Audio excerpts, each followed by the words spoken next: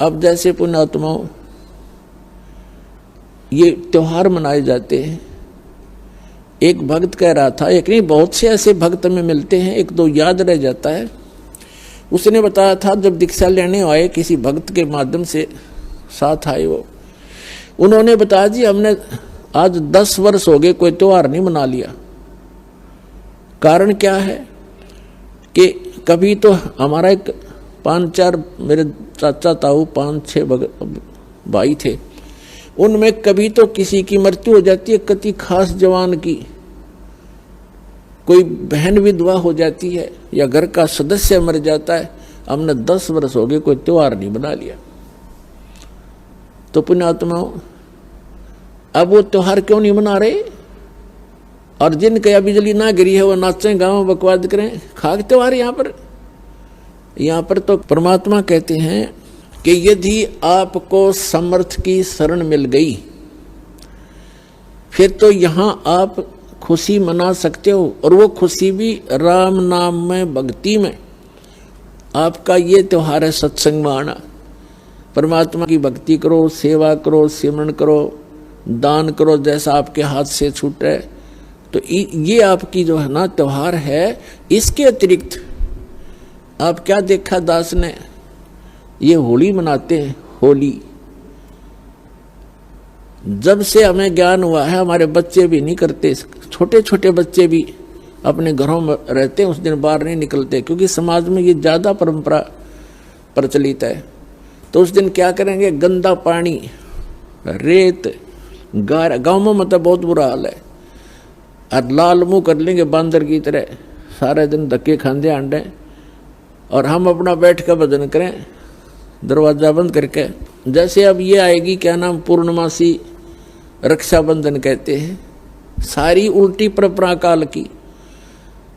एक बहन बता रही थी जब दीक्षा ली उसने, और ये उसको ये सब मर्यादाएं बताएगी, सत्संग सुनाए जाते हैं। पहले थोड़ी संगत थी, 100, 200, 400 भक्त आ जाते थे, बैठ जाते थे, सब अब अपनी सुनाया करते थे मेरे पास बैठ के। तो एक बहन कह रही थी जी आप, पहली बार तो मैंने दुख हुआ था इस बात का जब ये सुना कि भाई रक्षाबंधन भी भाई का नहीं बांधना है।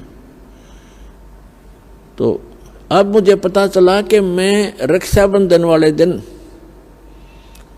अपने भाई के रक्षा बांधने के लिए गई थी, रक्षाबंधन राखी बांधन खातिर गई थी, और मेरा भाई किसी कामवश मोटरसाइकिल पर गया हुआ था और उसकी इंतजार कर रही थी।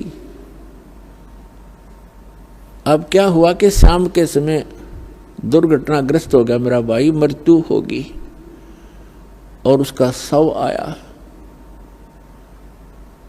ओए होए। अब पुण्यात्माओं हम रक्षाबंधन किस लिए बांधते हैं भाई का, बहन, कि हमारी रक्षा करे। अब जब वो अपनी ही रक्षा नहीं कर सके, अब बहन की रक्षा कहां से कर देगा? जो रक्षा करने वाला है परमात्मा का रक्षाबंधन बांधो, और उसका रक्षाबंधन है पुण्यात्माओं, उसका नाम लो, उसकी शरण में आ जाओ। भाई की भी रक्षा और बहन की भी रक्षा, बच्चों की भी रक्षा, अपनी भी रक्षा, पति पत्नी की भी रक्षा।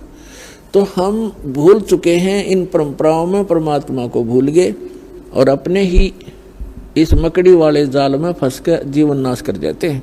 तो पुण्यात्माओं इन परंपराओं से हमने वापस होना पड़ेगा और उसी मार्ग पर आए।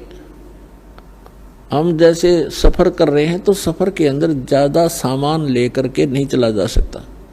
तो ये जितनी परंपराएं हैं ये हमने लाज रखी है बेमतलब की, इनसे हल्का होकर ही हम इस सफर पर सफल होंगे और इनको हटाना होगा।